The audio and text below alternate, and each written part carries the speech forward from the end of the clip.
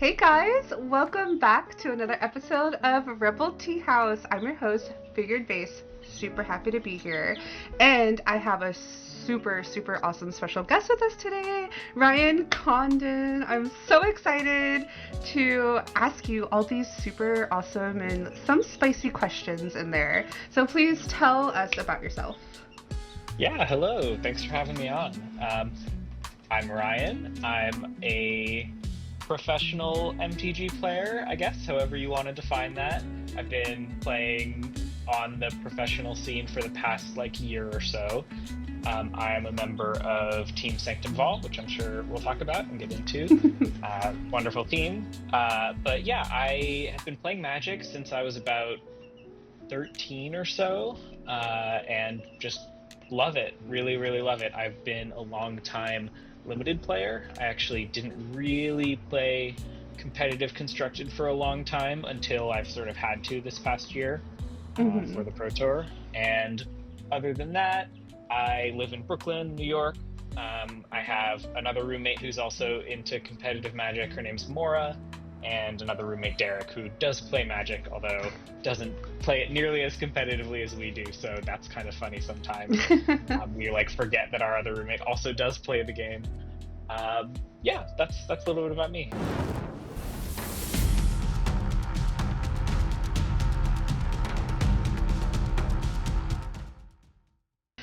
Awesome. So one thing I really like about you, when I first started, I think this all started with the Temur Otter list. That's kind of what went big. Everybody was like, oh, Ryan and CFT and Team Sanctum, they're cooking on this Otter list, and you guys were just topping challenges over challenges over challenges. So what's it like being on Team Sanctum? Yeah, Sanctum is wonderful. For people who don't know, I'll give a brief description of what the team actually is. So it is broadly a Magic testing team that is open invite to any players of marginalized gender. That is kind of open to definition based on kind of your own identity and way you interpret that. Really, it's a space where a lot of people of different backgrounds and different genders and identities are really welcome. And there's kind of two sort of sections of Sanctum. There's the larger server, which is for RC testing, and anyone who has an invite to an RC is welcome to reach out and ask for an invite to that server. And then we also field teams for Pro Tours and Worlds. Okay. I kind of jumped onto the Worlds that we played Otters at. Was my first tournament with Sanctum, really officially. I qualified for that through the Arena Championship last year, so kind of a different way than the paper path. I remember watching that. Yeah, it was very fun. And maybe we'll get to that if I talk about some of my Magic memories, because that was one of my favorite. Oh, I'm sure. I'm excited Magic. to get to that part. Yeah. So it was amazing joining this team and kind of joining it at the highest level, and I was very intimidated during the World's testing process. Oh, I'm sure. I felt very far behind, and I joined on to the Otters deck. It was kind of a little bit of a groupthink moment in terms of everyone got really excited about this deck that Jason and CFT were brewing, and we all kind of wanted to pitch in and refine it. I didn't really know what the normal process was like for Sanctum, and so it kind of seemed to me that, oh, this is what we do. We all join on to a brew and we sort of refine it and build it for the tournament. It turns out that was probably a more unusual process for World than normally happens. Okay. The World's team was very small, and we all just got very bought in really quickly, and it was a wonderful vibe. It was a great feeling. And that deck turned out to be, I think, a very good choice for the room, although very difficult to play. I've talked about in my content. Yes, yeah. As it goes on. Real quick, so Ryan has a Patreon, and all of their links will be in the description. But that's where I found you. I was like, I love the Temur Otters deck, right? R.I.P. Rest in peace. Maybe she'll come back.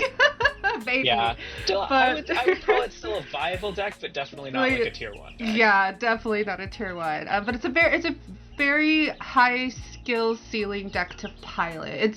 It feels similar. It's like if you took Jeskai Ascendancy and Amulet Titan and they had like a really baby. Good analogy. Yes, I like that comparison for sure. Yeah, Creature-based, intricate combo deck that has controlling elements. Yeah, and you make a lot of mana. You do. The lines are insane. But if you want to be a better Magic player, like, you can learn it and pick it up. And I will attest to that. I think playing Otters made me a significantly better player. Oh, same. Yeah. Yeah, and that's partially how much I've grown in the past year. I can attribute to like being on Sanctum, learning how to play that deck, and developing it along with these amazing players and deck builders.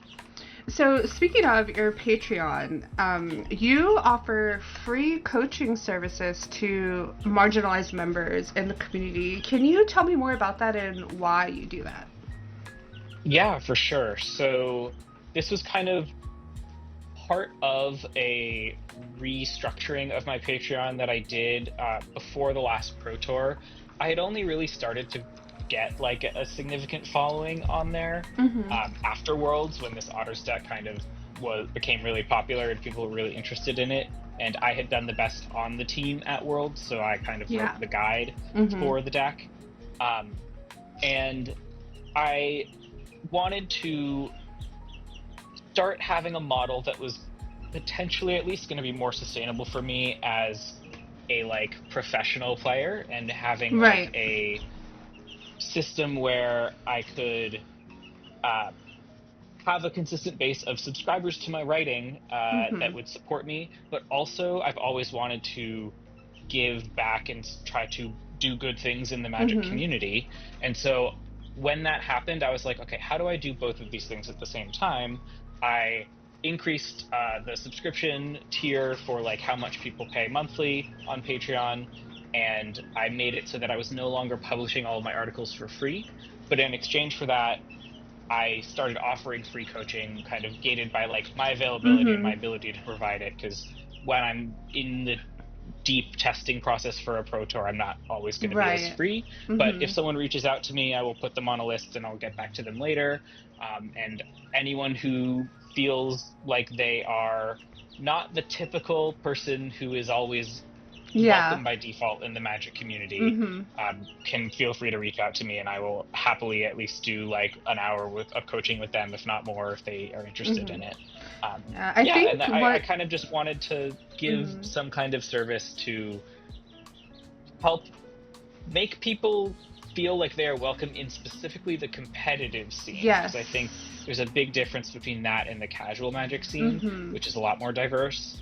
And as Sanctum has shown, like, I truly believe the gap there is only about the culture and how welcoming it is, not inherent. I totally agree. Like, I think we as a community, especially the competitive community, need to welcome more women and non-binary and, you know, your typical like marginalized genders and people in the community, because it's a lot of cis straight men out there, you know, in Magic.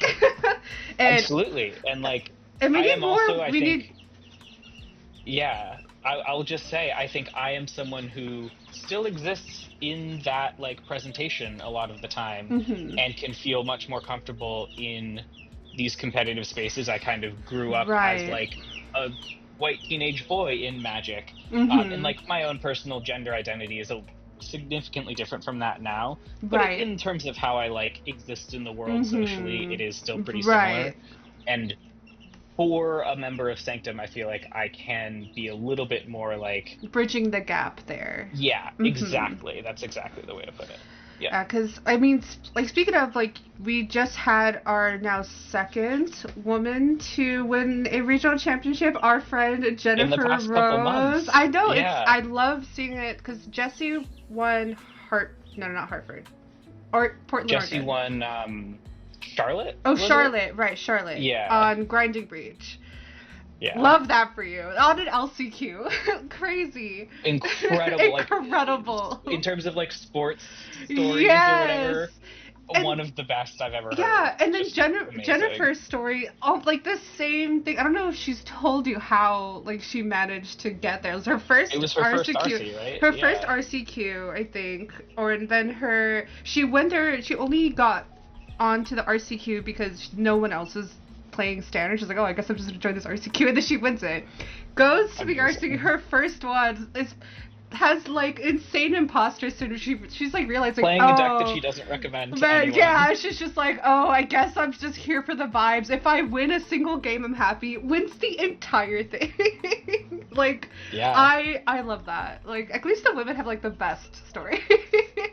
Truly. And honestly, I think it's just kind of amazing how if you looked at like number of competitors, I really think that people would be pretty surprised how low it still is, and it's growing the amount of like women playing the game. Yeah. And people who just aren't men in general. Mm-hmm. But I would expect that like the representation of them in the higher echelons of the game is larger currently than it is in like the lower areas. Yeah. And that's mostly just because like the people who stick around in something like competitive Magic are going to be the ones who are like the most talented, the most driven, the most successful, and getting more people in the door by making it more welcoming is going to obviously create more of those people. But I think it's important to have a space where even if you're not like inherently coming into it being really talented at this thing, you still find it rewarding and still find and you it, want to like, stay and grow a as a comfortable player. place to be. Totally. I mean, I think I am honestly an example of that, not specifically in the terms of feeling marginalized based on my gender as I first started playing Magic, but it took me a very, very long time to reach the professional scene, and I was trying very hard the entire time. I qualified for my first professional level event like 15 years after I started playing the game, which I speak to that all the time of just like, it is a journey and it is a marathon, not a sprint. Yes, absolutely. And that is something that like, you have to take your time. More people could realize. So speaking of high level tournament play, how do you prepare for these really large, like endurance taxing tournaments? Yeah, for Pro Tours and RCs, I think the process can be a little bit different, but I'll speak to Pro Tours because that's where the process is kind of the most intense. Right. On Sanctum, at least, and I think it works pretty similarly for most pro teams, we will have a Discord that is like a group of maybe the 20-ish, 10 to 20 people who are competing in the event, and then as well some kind of players who we know and respect and maybe bring in to be like an expert on a certain archetype, or just generally kind of there to sit in and tag along and help out. And a lot of my testing process, as most other pro players would be, is focused matchup testing. So we are getting on calls with players who we respect their game and think that they're a very strong technical player, and we have a matchup that we want to try. Let's say I'm bringing a brew to try to beat the deck that we currently think is like the most popular, best choice those people are going to bring to the tournament. So obviously I think right now everyone knows that would be prowess. Yes. I cannot give away anything by saying that we are all coming up with brews trying to beat this prowess deck. I won't be successful or how successful we've been yet, but that is really the process. I think a lot of people play a lot of Magic on like arena ladder and in MTGO leagues and just kind of against strangers in public. Right. I think the biggest difference with testing on a professional team is you are mostly doing internal focused testing where you know the matchup you're testing out and you're trying different things and kind of iterating on that instead of just sort of going out and playing people in the wild. Randomly. So I guess it's safe to say you haven't landed on a deck choice for Pro Tour Final Fantasy yet. Yes. I can tell you I normally am not at this stage of the process settled on a deck. That was, I think, different for Worlds, which was its own thing that I don't even know how that happened. I can't really give much away, obviously.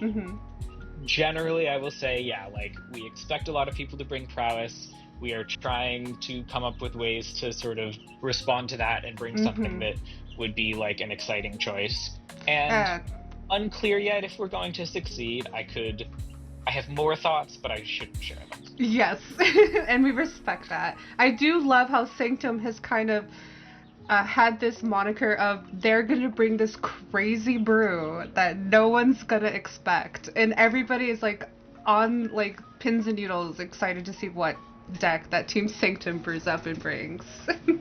Yeah, and it's really interesting to see that process internally and what it looks like, and why it produces these decks sometimes and why it might not other times. And just like, is a format breakable? Is it worth it to spend the effort to try to break it? Unclear. But that is like, we are both trying to win at the highest level, and I think there's a little bit of an art to it and a creative expression. Yeah, and you're still trying to have fun at the same time. Oh, of course. You know, having fun and winning always like go together a lot, and they can deceptively go together more than you might think. Like, if you're not engaged and interested in something, it's going to be very hard for you to learn it well. But yeah, the interplay between those two things is fascinating to me. So, what's your favorite Magic the Gathering memory? Okay, so I have a lot. Well, and pick a couple. One that comes to mind, yeah, when I read this question like beforehand when you sent me over the questions, the one that comes to mind is the finals of the Arena Championship last year. So I had the top two of Arena Champs qualified for Worlds. So I had already got my Worlds qualification, which was just like an unreachable dream for me, and that had already happened. And so I was just like living on cloud 9, being like, I can't believe this is happening to me. This is amazing. I get to play in the biggest Magic tournament possible. But I still had a match of Magic to play in front of me. In fact, 3 matches, because the finals of Arena Champs was best of 3 matches. So we play a best of 3 match, then that is like result number 1, and then we play another best of 3 match, and if it's tied after that, we play a third. And I was playing this weird Quintorius combo deck. Yes. The other finalist, Tony, who was playing Phoenix, and it was just an amazing match of Magic. I remember after the first match, which I lost, messaging him and being like, those were great games, those were awesome, like I'm having so much fun, or whatever. And this is a match for the stakes, I believe, were like $10,000. Yeah, the winner would get $10,000 more dollars. That's a lot. That's a lot of money. A lot of money for anyone, me included. And I was not thinking about that at all. I was only thinking about the Magic and how good it was. I didn't even care that I had lost the first set. Like, I was just completely in the zone, being like, playing this high level, high stakes Magic is the most fun I've ever had. And that, I think, is like my favorite memory, because the stakes created the situation. We're playing this like incredible game at a really high level, but the stakes were not the thing I was enjoying. It was the game. It was the game. Yeah. That's incredible. Like, when, especially if you're in such like a high stakes match where there's real money on the line, and you're just like, I'm having so much fun, I don't even really care. Well, I care a little bit, but I don't really care what happens. I kind of know that I care intellectually, but I don't feel the care. It is. You're just having fun at that point. Right. It's going to be a result of whatever happens here, but I can kind of let that result leave my emotions and just keep them in like the enjoyment of the playing of the game. Yeah. Okay. And so another question I have for you: who is like your Magic kind of like hero, or like your favorite Magic the Gathering player? So, I had a quote on my phone as a reminder every day for like 10 years, ever since college, which was focus on what you can control, focus on what matters. And that is a John Finkel quote, which my answer is not going to be John Finkel, actually. But I find it funny because like I looked up to him for a long time, and I still do. I think he's a very smart and good person. But I actually changed that quote recently to like something different, just to kind of like, for where I'm at in my life right now and figuring that out. I think that is a really good way to kind of frame like what you should care about in this game. Mm-hmm. But I think actually, since I went on the Pro Tour and like have been doing this amount of prep for every event, Mm-hmm. I would say currently the player I like look up to the most is the other of the kind of pair of goats, Budde, who, Yes. for people Mm-hmm. who don't know, recently announced this past year on the Pro Tour that Mm-hmm. he has cancer, Yeah. which is awful. Mm-hmm. And I, am wishing the best for him in his journey with that. Mm-hmm. But he's been playing all of the Pro Tours and Worlds, clearly loves the game so much and loves the competitive community and just Mm-hmm. wants to continue doing that. And that's something he finds joy and success in. And I've loved being able to play those tournaments that he's at. I also have seen a lot from him about just how important the effort and the work and the preparation is that the Mm-hmm. best players of this game do. And everyone who played with him back in the heyday where he was winning a bunch of Pro Tours would say, like, he outworked everybody. He worked harder than every single person at those events. Mm-hmm. And there's never a sense of you deserve to win, but there is a sense of the person who works the hardest can expect to win a little bit more, and that's why they do it. Right. And I think with the idea of like talent being so, I've found that like the more I learn about this game and the higher in it I Mm-hmm. get, the more I realize like that's such a fake concept, Yeah. Mm-hmm. where talent is just being interested enough in something and caring enough about something to work incredibly, Mm-hmm. incredibly hard at it, and to Yes. spend as much of your time as possible trying to understand it. Mm-hmm. And I think that ethos is the thing I respect the most about Kai and his legacy, and like Mm-hmm. that is currently for me. I have a lot of answers I could give, but I think Right. the person I would like look up to the most aspirationally in Magic. Yeah, and I think that was very, very beautifully well put. So, what, speaking of, we're speaking a lot about competitive Magic here, right? What sparked your interest in competitive play? Yeah, I honestly, the thing is, I don't really have a good answer for this. So, like, my friend taught me how to play Magic Okay. when we were like on vacation, Mm-hmm. like over a summer, and I was immediately hooked. I loved the game. Mm-hmm. I started going to like a local library club where a bunch of kids would play. This is back when I'm like 13, 14. Right. Mm-hmm. And I really liked just thinking about the game and trying to build decks and trying to win. Mm-hmm. I went to a pre-release at our local game store in Boston, specifically in Cambridge, Pandemonium Books and Games. They're still Okay. going. Shout out to them. They're great. And I truly, like, there's not a moment I can think of. I was just hooked from the moment I played the game. Just like I right just then was and there. obsessed with it instantly. Like, we're Yeah, done. I It's over. can't even think of when it like formed in my brain that Right. like this is something that I care a lot about. Mm-hmm. And to be completely honest, I never thought that I would play on the Pro Tour and be trying to make this like a thing that I was doing for my job or for a career, or like building a resume of like competing as like I'm trying to be the best in the world at this. Mhm. Like, I kind of honestly had bought into like, I love this game, it's my hobby, I care a lot about doing well in it, I'm really just focused on that, and like maybe I'll make a Pro Tour once or twice and Right. like that'll be fun. But I had kind of given up on it as like a dream to some Mhm. extent. And I think, to be honest, like that is kind of somewhat healthy. I don't think this Yeah, I think so. is something that people should like have as their exclusive focus in life. Right. But it can be a really enriching. Competitive Magic can just make you a better person and make you Mhm. challenge you in ways that are really beautiful. And so like, yeah, I don't exactly have an answer for like what got me into it beyond I've always enjoyed it thoroughly, and I feel like trying to be really good at it and compete has forced me to get better at thinking, get better at learning, and Mhm. just kind of be the best version of myself. That is right. You're such a cool person. I I don't know how to respond to that. I don't. Yeah.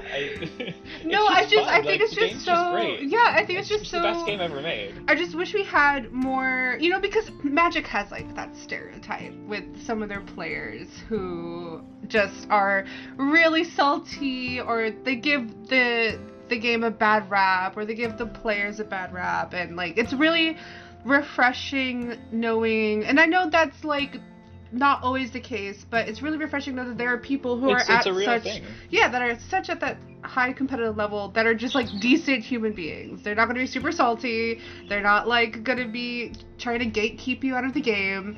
They're like, it's really nice knowing that like Team Sanctum as a whole, I feel like just Sanctum is super amazing welcoming. And like I basically walked into that as it was a fully formed community, and like so much of what has formed me as like this higher level player has been through that community. So to be clear, like credit to them. Yeah. Sanctum as a community is wonderful and really like vibes with everything I'm saying in such a strong way. And yeah, like I don't know. I think just to note, right, the thing you're saying is really true. And Magic is an emotionally difficult game because you're dealing with variance and skill in both such high quantities that I absolutely get upset at losing in Magic. Like, I'm not going to pretend that I don't. The battle is trying to fight that the most you possibly can and only focus on what you can control. And I do think it's a very real phenomenon that the best players are the ones who are the most chill about that. And it's hard to say, like, chicken and egg. You hear your chickens in the background. Oh my god. Cause and effect of, like, whether it is being more chill about that lets you be successful, or whether being successful lets you be more chill because you sort of have less to prove. I think it's a good amount of both. Like, I was certainly, like, probably a less well-adjusted player back when I felt like I needed to prove myself by, like, making it to the Pro Tour. And that's a very reasonable human thing. And, like, I don't want to blame anyone for that. Because I would be blaming my past self. And that was a pretty cool person. I don't want to, like, you know, heap blame on them and be like, they sucked. Like, no, they didn't. They were just what they were for when they were doing it. But anyway, I'm getting on a tangent. But I really do think it is a thing where the game is the most toxic at the lowest levels of the competitive ladder. And so that can create a big barrier, but like honestly basically I won't say every, because like maybe there are exceptions that I'm like not thinking of in the moment, but like almost everyone I've met at the pro level has been like a wonderful, kind person who is like very interesting and intimidatingly smart, of course. That kind of comes with the territory. Like it there is a really big cultural difference, and I think at the highest levels of the game it's actually the best, which is counterintuitive. Well, that's definitely something to look forward to all of you out there watching, you know, when you get there. It gets better. Just get good. But I do think we can create this at like the lower levels of the game too, and maybe it can trickle down or whatever. But yeah, like we can also work on creating a better culture, and I actually do think that will create an overall better and more competitive scene. Like if everyone's just focused on improving themselves, then you'll get better competition. And I don't know, things will go. It'll just work itself out. Of course. There will be no problems. No problems ever in this game. Absolutely not. Okay, so one last question. I guess it's kind of like a two-part question that I want to ask you.